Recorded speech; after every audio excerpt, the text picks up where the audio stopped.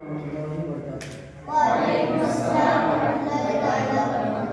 نحمده ونصلي ونسلم على رسوله الكريم اما بعد فاعوذ بالله من الشيطان الرجيم بسم الله الرحمن الرحيم ان الصلاة تنهى عن الفحشاء والمنكر آمنت بالله صدق الله مولانا العظيم وصدق رسوله النبي الأمين المتين الكريم الرؤوف الرحيم ونحن على ذلك لمن الشاهدين والشاكرين والحمد لله رب العالمين۔ محبت کے ساتھ سارے لوگ مل کے درود پاک پڑھ لیں۔ اللهم صل على سيدنا وشفيعنا مولانا محمد وعلى آله وسلم صلاة وسلام عليك يا رسول الله صلی اللہ تعالی علیہ وسلم۔ اللہ تعالی قرآن میں ارشاد فرماتا ہے ان الصلاۃ تنہی عن الفحشاء والمنکر، بے شک نماز بے حیائی اور بری بات سے روکتی ہے۔ لیکن کون سی نماز؟ جو فٹافٹ سجدہ کرتے ہیں، گڑا رکوع کرتے ہیں، وہ والی نماز نہیں، یعنی خشوع اور خضوع کے ساتھ جو نماز پڑھی جائے وہ نماز بے حیائی اور بری بات سے روکتی ہے۔ جو خالص اللہ کے لیے پڑھی جائے، یعنی جب نماز ہو تو اللہ کی یاد ہو، اللہ کی طرف توجہ ہو، دنیا کی طرف توجہ نہیں ہونی چاہیے۔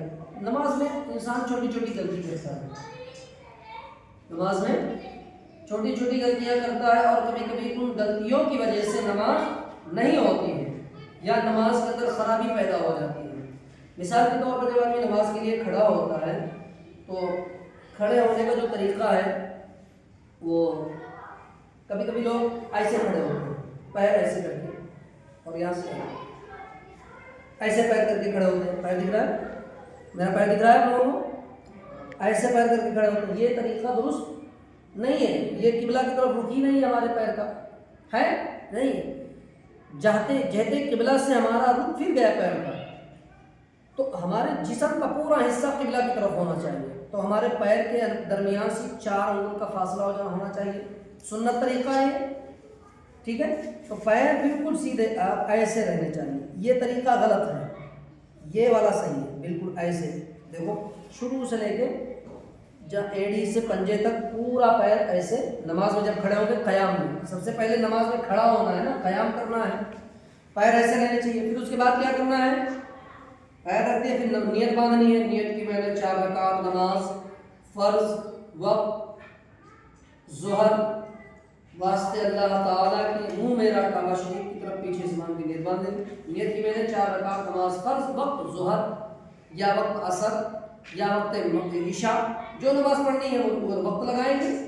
پھر نیت باندھنے کے بعد جب ہاتھ اٹھاتے ہیں تو اکثر لوگ غلطی کرتے ہیں، کیا؟ ہاتھ جب اٹھاتے ہیں، کان کی لو تک ہاتھ اٹھانا ہے، تو ہاتھ جب اٹھاتے ہیں تو کچھ لوگ ایسے ہاتھ کر لیتے ہیں، ایسے، یہ طریقہ صحیح نہیں ہے۔ کچھ لوگ ایسے ہاتھ کر لیتے ہیں، کچھ لوگ ایسے نیت باندھتے ہیں، یہ بھی درست نہیں ہے۔ تو پھر کیسے ہاتھ اٹھانا؟ ہاتھ کی ہتھیلی بالکل ان کے پوزیشن پہ چھوڑ دو، نہ چپکانا ہے نہ پھیلانا ہے، اس کی پوزیشن پہ چھوڑ دو، اور ہاتھ ایسے قبلہ کی طرف، اور سیدھا سینہ بالکل سیدھا رہے، چہرہ بھی سیدھا رہے، اور ایسے اللہ اکبر کہہ کے کان کی لو تک ہاتھ اٹھا کے ہاتھ ناف کے نیچے باندھیں۔ کہاں باندھیں گے؟ ناف کے نیچے۔ ہاتھ کہاں باندھیں گے؟ ناف کے نیچے۔ اور جب ہاتھ باندھیں گے تو یہ جو ہمارے ہاتھ کی انگلیاں ہیں 3، ان کو یہ کلائی کی پشت پہ رکھیں گے، پیٹھ پر، کلائی کی پیٹھ پر، اور یہ ہتھیلی جو ہے ہماری، یہ ہڈی نا مونڈے والی جو ہے، گھٹنے والی، وہ اس کو کیا بولتے ہیں؟ گٹا، جو گٹے والی ہڈی ہے نا، اس پر یہ ہماری ہتھیلی ہوگی، اور یہ 3 انگلیاں اور یہ 2 انگلیاں اور انگوٹھا یہ بغل سے ایسے اس کو پکڑ کے ناف کے نیچے ہلکا سے دبا کے رکھیں گے۔ کیوں؟ اس لیے کہ نماز میں مرد کو شہوت نفس سے ہوتی ہے، یعنی انسان کو مرد کو شہوت نفس سے ہوتی ہے، اس لیے دبا کے رکھیں گے تو ذہن ہمارا پورا نماز میں رہے گا۔ اور عورت کو شہوت اس کے سینے سے ہوتی ہے، اس کے لیے عورت کو ہاتھ کندھے تک اٹھانا ہے اور ہاتھ سینے پر باندھنا ہے، وہ بھی دبا کے باندھنا ہے ہلکے سے، تاکہ ہمارا ذہن، ہمارا دل، ہمارا دماغ نماز میں لگا رہے۔ اچھا، ہاتھ باندھ لیں گے تو پھر کیا پڑھیں گے؟ ثنا پڑھیں گے، ثنا سبحانک اللہم و بحمدک و تبارک اسمک و تعالی جدک و لا الہ غیرک۔ اس کے بعد اعوذ باللہ من الشیطان الرجیم بسم اللہ الرحمن الرحیم پڑھیں گے، پھر اس کے بعد سورہ فاتحہ، پھر کوئی سورت ملائیں گے، اس کے بعد سورت ملانے کے بعد پھر کیا کریں گے، رکوع میں کیا غلطی کرتے ہیں لوگ، رکوع میں اکثر لوگ ایسا رکوع کرتے ہیں، ایسے یہ طریقہ عورتوں کا ہے، اتنا جھکنا یہ طریقہ عورتوں کا ہے، عورتوں کو اتنا جھکنا ہے کہ ان کا ہاتھ جو ہے گھٹنے پر آ جائے، یہ طریقہ عورتوں کا ہے، اتنا اگر کوئی مرد اس طرح کوئی رکوع کرتا ہے تو اس کی نماز نہیں ہوگی، رکوع نہیں ہوگا۔ پھر کتنا جھکنا ہے، یعنی ہمارے ہاتھ کی انگلیاں ایسے پھیلی رہیں گی پنجے، اور یہ گھٹنا ہے نا، گھٹنے کو ایسے پکڑ لیں گے، اور ہم رکوع میں بالکل ہماری پیٹھ ایسے سیدھی اور ہاتھ تیر کی جیسا سیدھا، جیسے کمان کے اندر تیر سیدھی ہوتی ہے نا، بالکل ایسے گھٹنے پر ہاتھ سیدھے۔ کچھ لوگ ایسے ہاتھ کرتے ہیں، یہ بھی غلط ہے، یہ بھی صحیح نہیں ہے، یہ صحیح ہے۔ ہاں یہ دیکھو ایسے پیٹھ برابر ہے نا، اور نگاہیں کہاں ہوں گی، دونوں انگوٹھوں کے درمیان میں نگاہیں سے، یہ رکوع ہو گیا ہمارا، کیا ہو گیا، رکوع۔ اس طرح سے مرد کے لیے رکوع کرنا ہے، ٹھیک ہے۔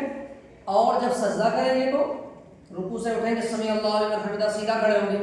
کچھ لوگ کیا کرتے ہیں، رکوع سے گئے اور رکوع میں ایسے اتنا کھڑے ہوئے پھر سیدھا سجدے میں چلے گئے، یہ بھی طریقہ صحیح نہیں ہے۔ آپ رکوع سے سیدھا کھڑے ہوں گے، سمیع اللہ لمن حمدہ ربنا ولک الحمد، اگر امام کے ساتھ پڑھ رہے ہیں آپ نماز تو آپ کو ربنا ولک الحمد کہنا ہے، اور اگر آپ تنہا پڑھ رہے ہیں، سنت پڑھ رہے ہیں، 4 رکعت فرض سنت پڑھ رہے ہیں، تو آپ کو سمیع اللہ لمن حمدہ ربنا ولک الحمد دونوں کہنا ہے۔ رکوع میں جب سجدے میں جائیں گے تو سجدے میں اکثر کیا ہوتا ہے، جو انگلیاں ہوتی ہیں پیر کی، سجدے میں بھی لوگ جو ہے ہاتھ کو اسے پھیلا دیتے ہیں، جبکہ حکم ہے کہ ہاتھ کو اپنی پوزیشن میں چھوڑ دو، اور سجدہ کیسے کریں گے، اور اس طرف میں گھوم جاتا ہوں۔ سجدے میں جب جائیں تو سب سے پہلے جو ہے ہمارے پیر دکھانا، ہمارے سجدے میں جو پیر کی انگلیاں ہیں وہ ایسے لگی رہنی چاہیے، ایسے انگلیوں کی پیٹ ایسے زمین پہ لگے رہنے چاہیے، یہ صحیح طریقہ ہے۔ بہت لوگ ایسے رکھتے ہیں، بہت لوگ ایسے رکھتے ہیں، بہت لوگ ایسے رکھ لیتے ہیں، یہ طریقہ غلط ہے۔